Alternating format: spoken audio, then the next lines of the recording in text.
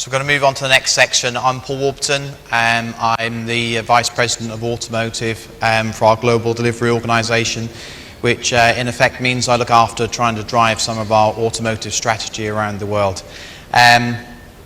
Today what I'm going to do is talk to you about a few topics, but really about the futures of automotive, how the world of the car is changing in the Internet of Things that we saw earlier on today, and just some of the things to think about in terms of the technology and the IT surrounding that innovation. This first slide, it's quite a busy slide in a number of ways, but I want to kind of draw your attention to the central picture. The automotive industry is in the middle of what I view as a perfect storm. It's got all of the business dynamics that the rest of the world has gone through in terms of the changes in terms of the down cycle that we saw when the crash happened, and then the kind of re-emergence that's come around the world. And the car industry took a lot of the pain from that. But what they've got to actually look at the moment is they've got a need to be in new business areas. So the traditional OEMs, car manufacturers, are having to go into new countries that they weren't operating in before, places like India and China and Russia, etc., and South America. They've also got to try and think about the IT devices that are inside the car, but also inside their IT environment. And these are a challenge that CIOs face around all industries, but particularly within the auto industry because of the connected car.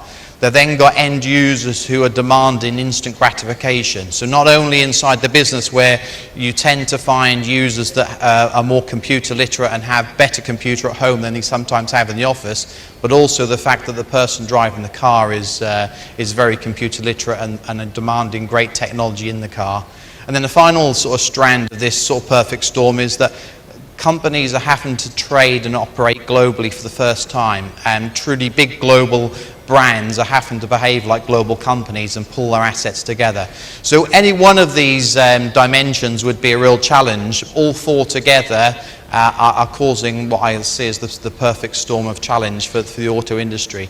And a couple of things I think are quite interesting. One is that you see OEMs like Toyota and Ford talking about things like Toyota see themselves as a transportation provider, Ford see themselves as a technology company. And I especially kind of like the quote from the CEO of Ford, Mark Fields. He says, "There has to be something that I can sell to my customer that's more than just another car." And that's kind of an interesting statement, because what he's actually saying is he needs to move his organisation up a value chain.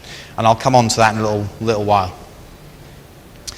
This slide I like. I just want to share it with you just because I went backwards to 2010 when I was doing some of the initial strategy work, and we used this at the time to try and think about the challenges the industry was going to face. And we're kind of sort of at the middle point, 2015, and if you look at some of the predictions that were coming across at this time, we're talking about, you know, a move from the traditional markets into new markets in terms of shift. That's definitely happened. We're talking about smaller sized cars. Well, at the time when I was looking at this in 2010, to think that small cars would be sold in North America, for instance, was heresy, but they really are. Car ownership is going to go to more of a car sharing, and we're seeing a big move in that direction right now. The size, the technology inside of cars is moving at pace. It's quite funny if you look at that. They were predicting that by 2020 we'd be using 3G technology, and I think that's quite interesting when we're looking at 4G at least now. So that's kind of interesting to see how that's progressed quite rapidly. The next one I think is a really interesting one. It talks about the car manufacturers going from being a standalone entity to being one that was in a broader ecosystem. And I think the rapid change in the Internet of Things and the connected car revolution that we're seeing is really forcing companies to think differently. And that's the biggest shift that the auto industry is seeing, I think, which is a cultural one, about working collaboratively across many organizations rather than being in their own individual ecosystem. And then the next two are kind of pretty self-explanatory, but we're seeing a sort of different car bias, so the new car buyer doesn't really worry so much about owning a physical car, doesn't think about the car and cherish the car like perhaps purchasers have done in the past. They see much more of a device, something that actually gives them technology and something that gives them transportation. And the last one, of course, is a more aware society that's caring for its planet, and the auto industry's had to think. So if you look at that and you look at that shift just from 2010 to now, and where we're on track to 2020, it suggests that those changes are happening at pace. Now, I'm going to quickly change to a couple of topics here, and I'll go through these fairly quickly, but hopefully they'll make sense. Digital transformation is happening massively inside the auto industry. This is a Gartner statement that says by this quarter, Q4 of 2015, 75% of CIOs must lead a digital transformation in their industry. If not, somebody else will. So kind of, I guess the CIOs in the room that haven't done this already might be thinking, have they got their strategies right? But that's Gartner's statement, and it's kind of really says, it's a call to arms really, to say that the industry is moving, and this is not just about the auto industry, but it's particularly applicable in the auto industry. Just make sure everyone understands what I mean by digital transformation, and I took this slide from Dr. Rieger. He presented this in 2014. There are two types of company. There are companies that are born digital. There are companies like Facebook, Google, etc., that just deal in digital commerce. They're digital companies. And then there are companies that have to become digitalized. And Starbucks is a great example. They still sell coffee, a very analog product, a cup of coffee. That will never change. But everything around that, the whole experience, the whole supply chain, everything they do to actually get that cup of coffee to their customer has become a digital experience because they've completely digitalized their business. And that is something that's having to happen in the car industry right now. The car industry has got a very analog product traditionally, which is a physical car, but what they're moving towards is a change to actually selling much more of a digital experience, and the car industry is becoming a digital experience that we saw earlier on the other slide. So, now we're on to the car industry, and this is what I see as being the digitalization of the auto industry. The in-car solutions market, the connected vehicle, is a saturated market that's full of people that are selling technology, and Fujitsu is one of them, that actually gives a greater connection to the vehicle. And a lot of people think that is the digitalization of the auto industry. That's just one component. What truly is happening is, up the left-hand side of that slide, you see what we see as enabling technologies. And the vehicle, the car, is just the device that allows them to travel. What we see happening is something that we're calling the virtual car, and there's other phrases for it, but basically this is really where the digital transformation really happens. Increasingly, people will have their transportation on some sort of device. That transportation will be something that moves with them, so it will be a personalized experience.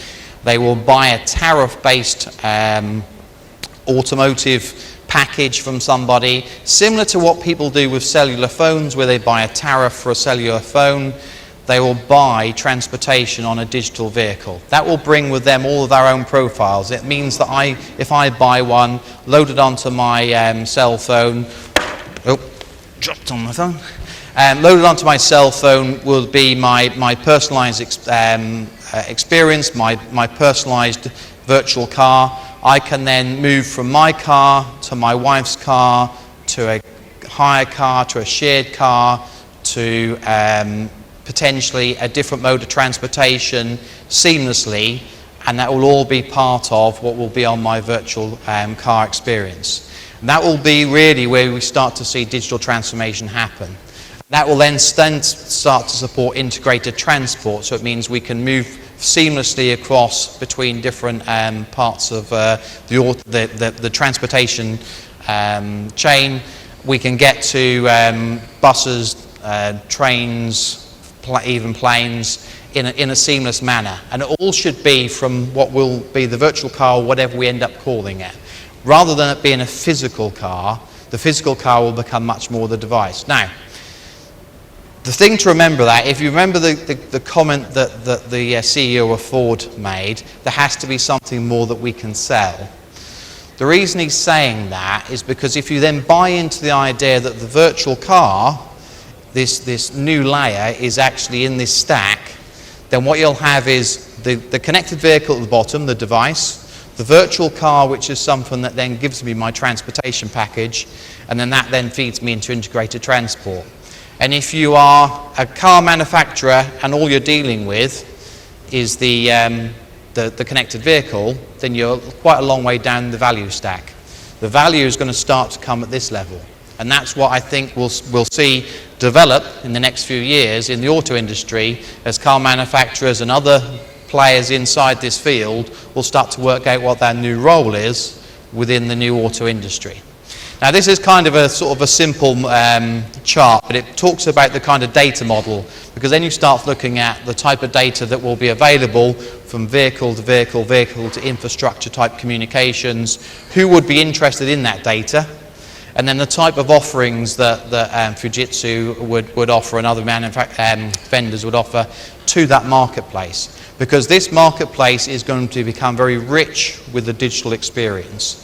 And the need to actually understand what data is going to be useful and what data needs to be retained and brought to use in many different ways is going to be a really vital part of the next step on this journey.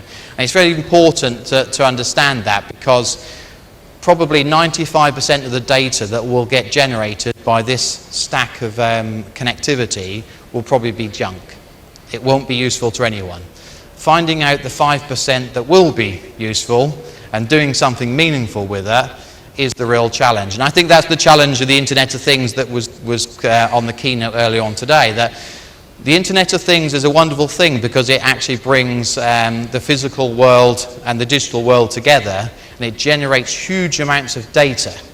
And some of that data is very useful, but only small quantities. A lot of it is in effect junk data that we just need to cipher through. So the analytics around this will also be very important.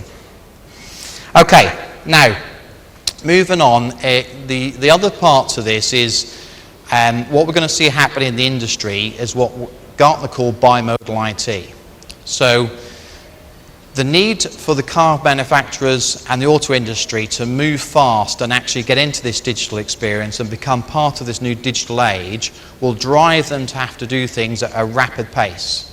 My experience, and I've been working with the auto industry now for getting on towards 10 years, is in many ways it's a very innovative industry, but it's culturally very slow at change. So it likes to do things in a predictable way that it's always done it. That's my perception of experience I've had with that industry. What we need to see happen in this industry is a go fast, go slow type approach. And Gartner see it as bimodal, mode 1, mode 2. Mode 1 is the slower, more predictable, and they say it's like a long distance runner. It's the traditional way that we've run IT and supported our businesses. That still needs to be there because it still needs to support the automotive industry as it has always been, and we don't need to throw that away. That's going to be an important part.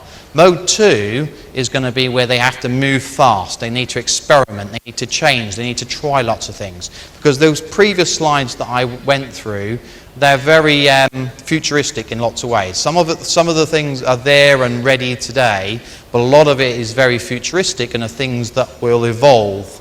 But they'll only evolve if people rapidly try and prototype and experiment. And that will all happen in the Mode 2 space. Now the important thing is that doesn't mean it's anarchy. It doesn't mean you throw away the rule book and everything just goes off down a new fast pace, because otherwise everyone's going to just try and throw everything into the second bucket. So it's going to have to be a very structured way the industry works, but those two modes are definitely required. And again, there's some interesting Gartner data down here, and I always like to sort of look to see what the analysts are saying.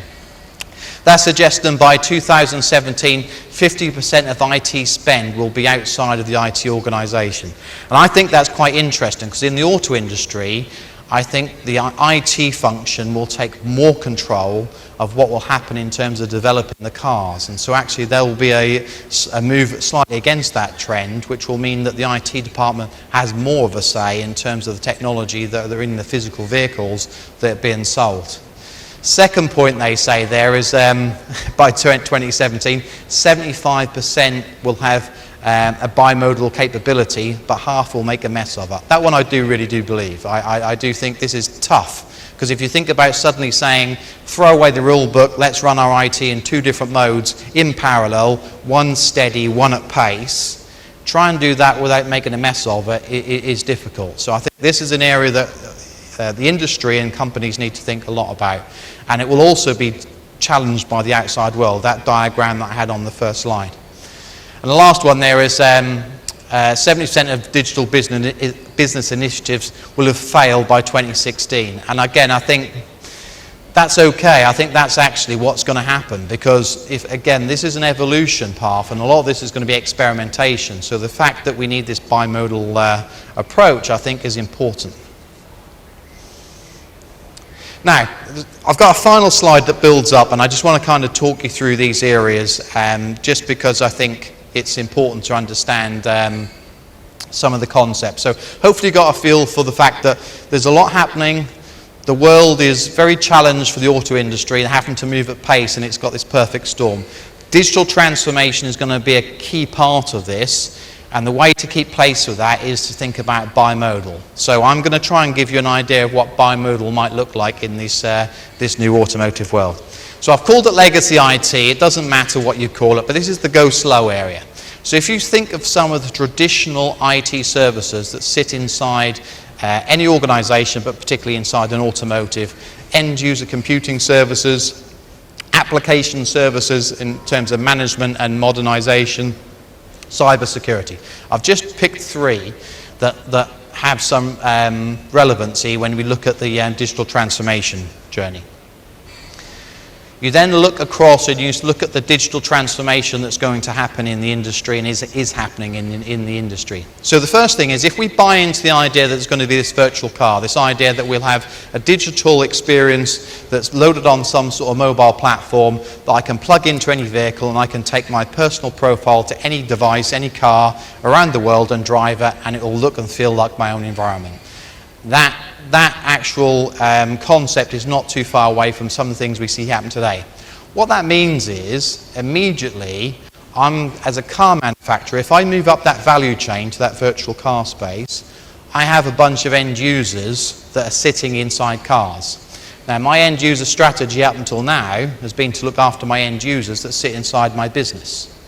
So if I continue to run my end user strategy internally, and then I set up my end user strategy externally for my new customers that are inside the car, and I don't think about the idea that there might need to be some sort of convergence, what I'll end up with is duplicate cost, duplicate streams. I'll end up with two end user services, one looking after the in-car environment, one potentially looking after my internal IT environment, and those two things just won't connect together. And there may never be a point of connection unless I start to consider the fact that as I plan for these services, I should think about, even though I want to run at a different pace, the go slow and the go fast type of approach, I still need to think from a sustainability point of view, how do I bring them back together? Because if I don't, I just end up duplicating cost. And the same would be true for my application portfolio. If I'm developing lots of mobile applications, smart mobility type thinking that allows me to support the connected vehicle digital transformation that's happening in the industry, and I don't think about how I bring that back into my broader application portfolio and how there's a convergence path at some point in the future, again, I will be running parallel IT. And that's a very dangerous thing to do because it's not sustainable.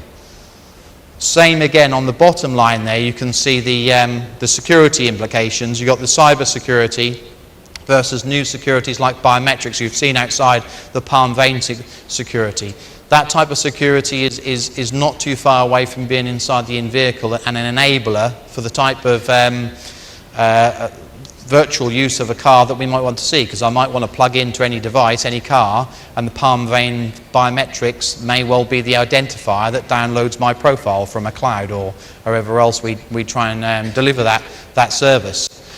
So again, if we're setting that up in a go fast approach, and we're setting up the cyber security and the rest of the broader security in the go slow, more mature way, you've got to try and bring those together. So the point of this slide really, and the thing I wanted to close on, was just to say there are a lot of things happening in the industry. The auto industry is in this perfect storm. It is a challenging time for the auto industry. There are a lot of big questions to be answered. The connected car is a reality. The virtual car, I think, is very close to being a reality, and will be the next layer that comes in, and will be this digital transformation that we know the industry needs to make. And then you've got to have this bimodal approach that tries to keep pace with that. And unless you have a bimodal approach with a hybrid thinking in the middle, the danger is you won't have sustainability. So those are the three things that are the messages. Hopefully by going through this, I've kind of built up the picture for you and explained some of the thinking. A lot of information in the slides, but hopefully that was of use. Thank you very much.